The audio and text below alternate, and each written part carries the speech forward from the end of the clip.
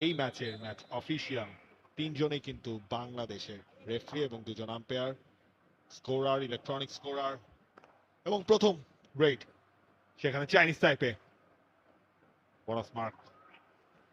এবার কিন্তু সেখানে তাকে কট করতে চেয়েছে, সেই জন্য একটা রেড কিন্তু আমরা দেখছি। তিনি মূল কোর্টে ঢুকেছেন, বোনাস লাইন, সেই বোনাস লাইন খেলছে। আগের ম্যাচে মালয়েশিয়াকে 36-23 পয়েন্টে পরাজিত করেছিল এবং উভয় দলই কিন্তু দ্বিতীয় ম্যাচে মুখোমুখি হয়েছে।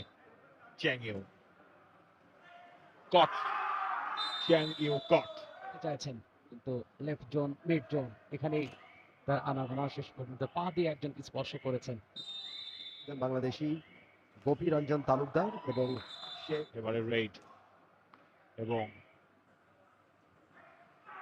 এবার কিন্তু কট এবং ছোঁয়া পাওয়া যায়। এবার কিন্তু কট একেবারে একেবারে আমরা সবাই জানেন আমির খান অত্যন্ত পরিচিত কণ্ঠস্বর ফুটবল ফেডারেশনের আয়োজন অনুষ্ঠিত হচ্ছে তৃতীয়বারের মতো বঙ্গবন্ধু কাপ। ও চাইনিজ টাইপের রাইডার ভেবেছিলেন, এবারে কিন্তু রেইডার সম্ভবত কট হয়ে যাবে। জুনিয়র থা দারুণ একজন রাইডার, মাস্টার প্লেয়ার তিনি। ওয়েট দেয়ার পালা, ঢুকে পড়েছেন বোনাস লাইনের ভেতরে, চমৎকার ট্যাকেল করতে পারে নাই। চমৎকার সামনে গিয়ে একেবারে লেফট কর্নারকে টার্গেট করেছেন, কিন্তু কাভারম্যান চমৎকার পরিণত হয় এবং হলুদ কার্ড পেলেই কিন্তু সাময়িক তাকে বহিষ্কার করা হয়ে থাকে। চমৎকার আইকুটু Darma, left zone, mid zone, চমৎকার একেবারে ঘরের মধ্যে ঢুকে পড়েছিলেন। একটা পয়েন্ট তারা পেয়েছে। ভূমিকা সাইড কিক মিড জোনে নিয়েছেন কিন্তু কাউকে খুঁজে পান নাই।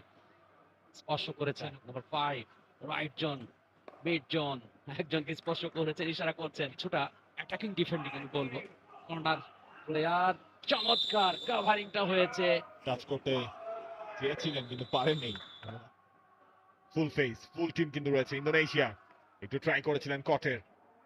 অবস্থিত ইন্টারন্যাশনাল কাবাডি টুর্নামেন্ট গুলো সবসময় এই মাঠেই উপমহাদেশের দলগুলো তো থাকছেই। সাইড কিক, দুরন্ত রেইডার, ভেরি ইন্টারেস্টিং।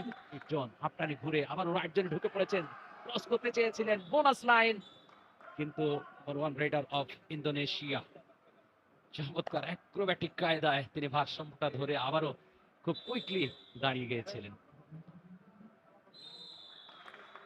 খেলা শেষ। মুহূর্তটাকে